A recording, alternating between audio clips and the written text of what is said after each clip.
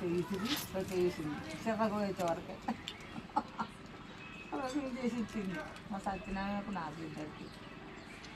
వాళ్ళు కూడా పొదుగా మేము ఇద్దరు పిల్లలు రాస్తారు అవి చిన్న గింతే కాగానే గింతే అమ్ముతారు బయటికి వెళ్ళగొడతారు గేట్ అడ్డం పెడతారు కదా ఎవరు వెళ్ళాను ఆ గంగాని అవు అట్లా తీసుకుంటారు